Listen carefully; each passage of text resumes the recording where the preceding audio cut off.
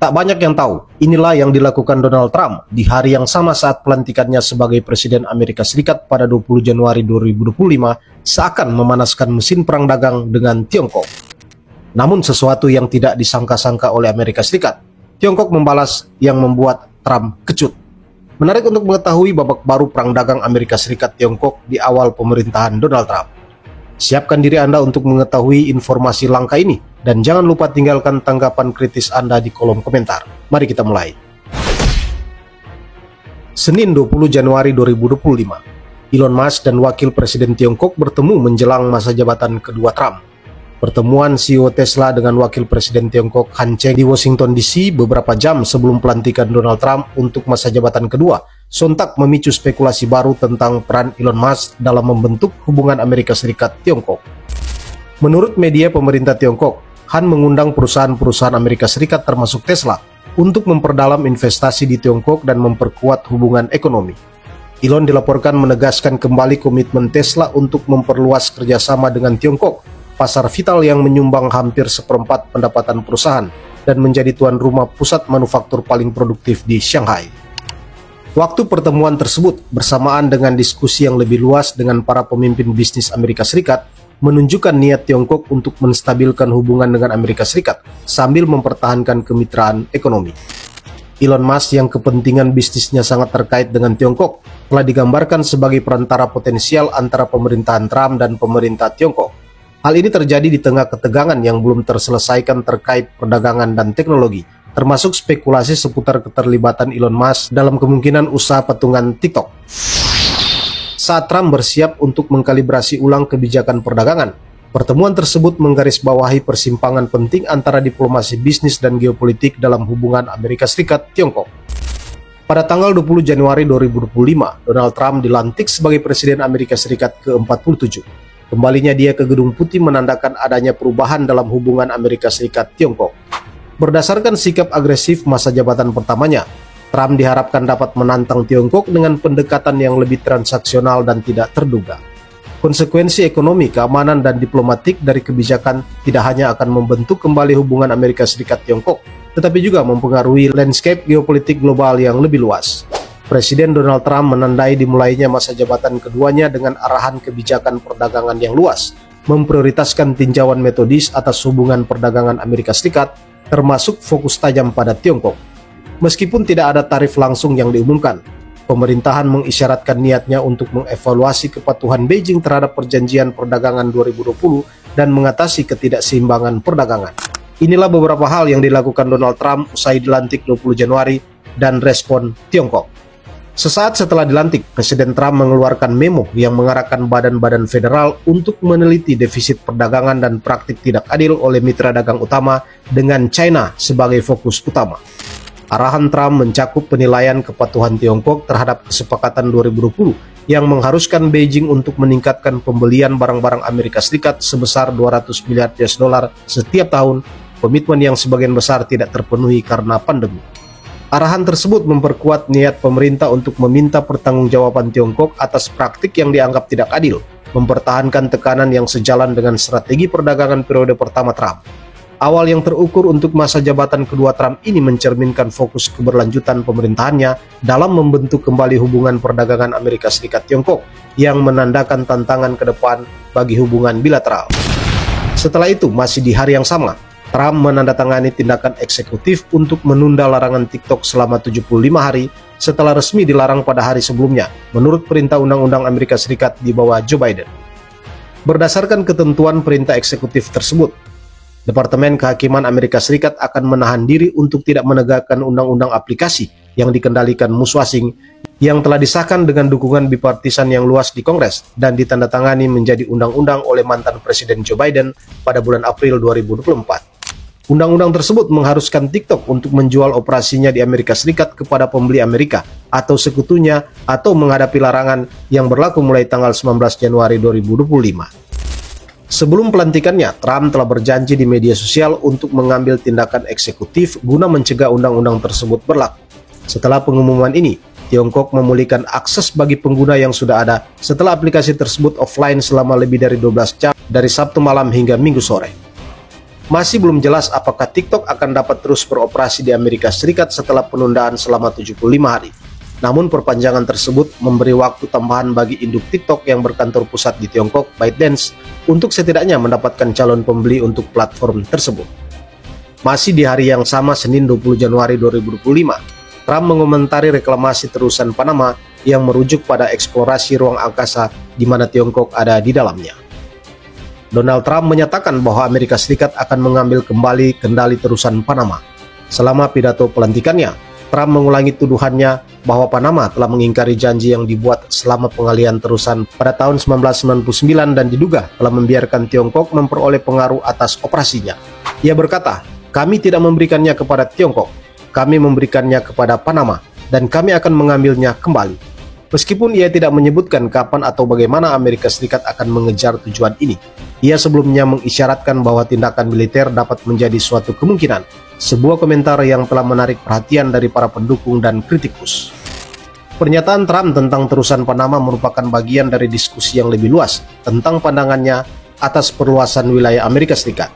Ia menggunakan konsep Manifest Destiny yang secara historis dikaitkan dengan perluasan wilayah Amerika Serikat pada abad ke-19 dan mengaitkannya dengan tujuan masa depan untuk eksplorasi ruang angkasa, khususnya dengan menyatakan bahwa Amerika Serikat pada akhirnya akan berupaya mendaratkan astronot di Mars. Beberapa kritikus telah menyatakan kekhawatiran bahwa retorika semacam itu dapat mendorong negara lain seperti Rusia dan China untuk melakukan tindakan yang lebih tegas dalam situasi geopolitik masing-masing. Yang lain berspekulasi bahwa pernyataan Trump mungkin merupakan langkah strategis untuk menetapkan posisi negosiasi yang kuat. Dalam pidatonya, Trump juga menegaskan kembali rencana untuk mengganti nama Teluk Meksiko menjadi Teluk Amerika dan menyatakan ketidakpuasannya dengan pengalihan terusan Panama, menyebutnya sebagai hadiah yang bodoh. Kritik pemerintahannya didasarkan pada klaim perlakuan tidak adil, khususnya terkait biaya pengiriman, meskipun Panama telah membantah adanya praktek tidak adil dan menekankan bahwa semua kapal diberlakukan sama, termasuk yang berasal dari Tiongkok. Meskipun Tiongkok tidak mengendalikan terusan itu sendiri, anak perusahaan CK Hutchison Holdings yang berpusat di Hong Kong mengelola 2 pelabuhan di dekat pintu masuk Karibia dan Pasifik yang telah menjadi titik pertikaian dalam hubungan Amerika Serikat-Tiongkok. Terusan Panama merupakan jalur perairan penting bagi perdagangan global dan Amerika Serikat yang memainkan peran penting dalam pengangkutan barang dari Asia dan ekspor sumber daya energi Amerika Serikat. Menyusul pernyataan Trump, Otoritas Maritim Panama mengumumkan audit terhadap perusahaan pelabuhan Panama yang mengelola pelabuhan di dekat terusan tersebut.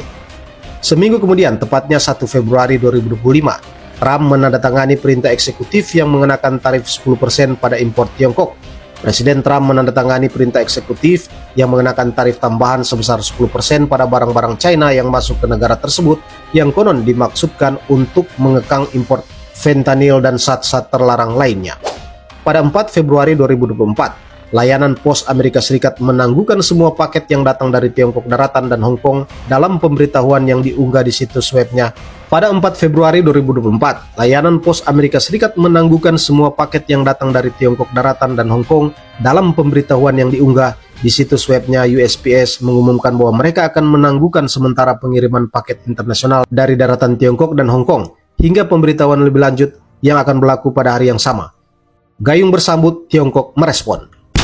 Di tanggal yang sama, 4 Februari 2024, Tiongkok mengenakan tarif impor terhadap Amerika Serikat, menerapkan kontrol ekspor terhadap logam tanah jarang sebagai balasan terhadap kenaikan tarif Trump tak lama setelah tarif tambahan 10% yang diberlakukan pemerintahan Trump terhadap impor China mulai berlaku.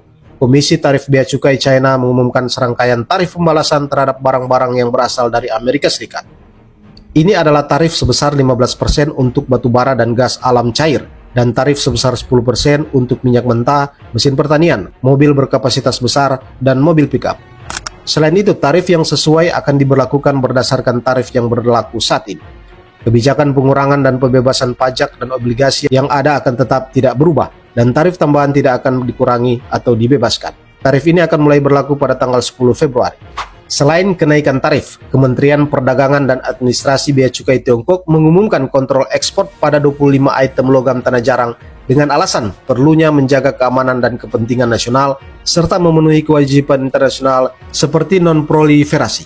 Meskipun pengumuman tersebut tidak secara eksplisit mengaitkan kontrol ekspor dengan tarif Amerika Serikat, Peran Tiongkok sebagai salah satu produsen logam tanah jarang terbesar menjadikan produk-produk ini sebagai alat tawar-menawar yang signifikan dalam konteks potensi perang dagang. Dalam perintah eksekutif yang ditandatangani pada hari pertama menjabat, Trump menyerukan memulihkan dominasi mineral Amerika yang mencakup perluasan akses di lahan untuk pertambangan di Amerika Serikat. Ia juga telah berupaya untuk memperluas akses ke mineral penting di luar negeri, termasuk mengancam akan mencaplok Greenland, dan baru-baru ini menuntut Ukraina menyediakan akses ke tanah jarang dengan imbalan bantuan militer. Tak hanya itu, 4 Februari 2024, Tiongkok mengumumkan penyelidikan anti-monopoli terhadap Google, menambahkan 2 perusahaan Amerika Serikat ke daftar entitas tidak dapat diandalkan. Administrasi Negara untuk Regulasi Pasar Tiongkok mengumumkan bahwa mereka telah memulai penyelidikan terhadap Google atas dugaan pelanggaran Undang-Undang Anti-Monopoli Tiongkok. Diketahui respon mengejutkan Tiongkok ini hanya 1 menit setelah tarif 10% Amerika Serikat terhadap impor Tiongkok mulai berlaku. Apa respon Donald Trump terhadap sikap Tiongkok ini? 7 Februari 2025, pemerintahan Trump merilis amandemen terhadap perintah eksekutif yang menunda berakhirnya pengecualian de minimis setelah penerapannya yang tiba-tiba pada tanggal 4 Februari menyebabkan kekacauan di pusat logistik dan gudang bea cukai Amerika Serikat. Diperkirakan 4 juta paket memasuki Amerika Serikat per hari pada tahun 2024 berdasarkan pengecualian de minimis yang memungkinkan paket dengan nilai di bawah $800 untuk tidak dikenakan pemeriksaan dan bea cukai. Amandemen tersebut menyatakan bahwa perlakuan de minimis bebas bea akan tersedia pada paket yang memenuhi syarat hingga sistem yang memadai tersedia untuk merespon dan mengumpulkan pendapatan tarif secara penuh dan cepat. Pada tanggal 4 Februari, layanan pos Amerika Serikat juga mengumumkan penangguhan sementara untuk paket internasional dari daratan Tiongkok dan Hong Kong, tetapi membatalkan keputusan ini keesokan harinya. Namun pada 9 Februari 2025, berbicara kepada wartawan di Air Force One, Trump mengumumkan akan mengenakan tarif tambahan 25% pada impor baja dan aluminium Amerika Serikat. Diketahui, ekspor baja dan aluminium China ke Amerika Serikat telah menurun dalam beberapa tahun terakhir dan hanya merupakan presentasi kecil dari keseluruhan ekspor China. Selain tarif baja dan aluminium, Trump mengatakan ia akan mengumumkan tarif timbal balik global yang akan segera berlaku. 10 Februari 2025, Trump menyatakan bahwa ia telah berbicara dengan Presiden Tiongkok Xi Jinping sejak pelantikannya pada tanggal 20 Januari, tanpa mengatakan kapan pembicaraan itu berlangsung atau apa yang dibahas. Trump menambahkan bahwa dia senang berbicara dengannya dan bahwa mereka memiliki hubungan pribadi yang sangat baik. Pihak China belum mengkonfirmasi kapan atau apakah panggilan itu terjadi, dan komunikasi terakhir yang dikonfirmasi antara kedua pemimpin adalah panggilan telepon pada tanggal 17 Januari. Seorang juru bicara Gedung Putih mengatakan bahwa Trump akan berbicara dengan Xi Jinping dalam beberapa hari, tetapi belum ada pembaruan yang diberikan mengenai status pembicaraan tersebut. Terupdate 10 Februari 2025, Trump mengumumkan tarif 25% untuk impor baja dan aluminium untuk semua impor baja ke Amerika Serikat dan menaikkan tarif impor aluminium dari 10 menjadi 25%. Tarif tersebut akan berlaku untuk impor dari semua negara dan wilayah tanpa kecuali dan akan mulai berlaku pada tanggal 12 Maret 2025. Anda tidak akan menemukan kami lagi bila tidak subscribe. Like bila Anda suka, dan sampai jumpa.